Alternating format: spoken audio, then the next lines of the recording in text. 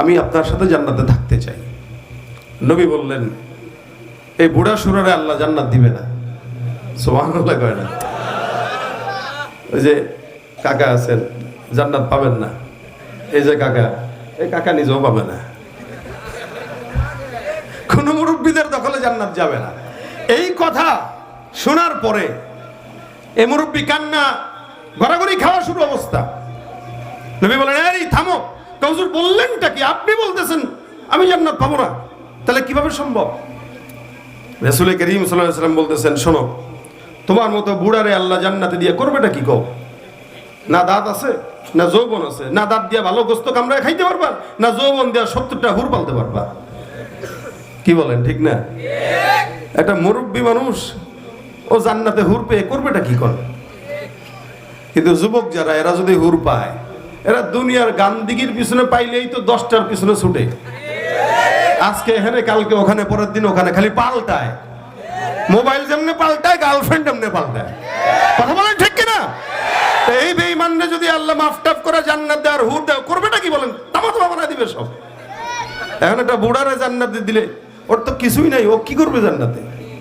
নবী বলেন, শোনো, তোমাকে যখন আল্লাহ জান্নাতে দিবে, তখন 30 বছর থেকে 35 বছরের যুবক বানা তোমাকে জান্নাতে ঢোকায় দিবে। তার মানে কোনো বুড়া বুড়া থাকবে না, সব কি হবে? সব কি হবে? জওয়ান হবে। তার মানে জওয়ানদের খেলা দুনিয়াতেও চলে, জান্নাতেও চলে। ঠিক কিনা জোরে কোন?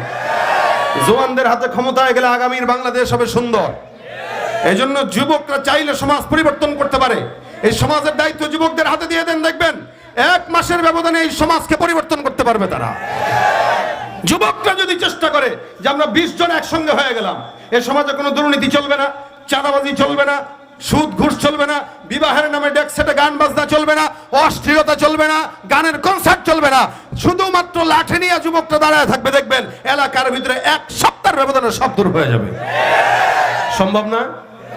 কারা কারা যুবক হাত তুলে দেখায়? দেখছেন, এখন সবাই যুবক হয়ে গেছে।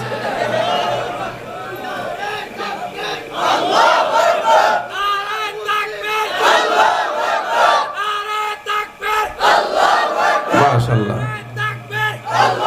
এখন যে সবাই যুবক হয়ে গেলেন, বুঝলাম না। মানে অল্প একটু মেডিসিনের ব্যবধানে যদি এত যুবক হয়ে যান, তার বাকি মেডিসিনে কি হবে?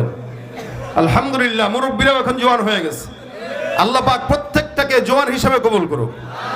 ওই জওয়ান হইতে হবে যেই জওয়ান হইলে মুরব্বী বয়সেও জিহাদের ময়দানে যাওয়া যায়। আমাদের দেশে যেগুলা মুরব্বী আছে, এগুলা জওয়ান বানাইতে চায়, এগুলা একাধিক বিয়ার জন্য। এজন্য দেখবেন 60 বছর 70 বছরের মুরব্বী পর্যন্ত 17-18 বছরের যুবতীরই বিয়ে করে। আমার চামড়া গোছাইছে, অন্তর এখনো কাঁচা। এজন্য মা বোনদেরকে দেখবেন বয়স হয়ে গেলে আন্টি ডাকলে মাইন্ড করে এরা। কিরা আন্টি কাকে ডাকো? আপা। আপা আপা কি? মানে জওয়ান থাকতে চায়।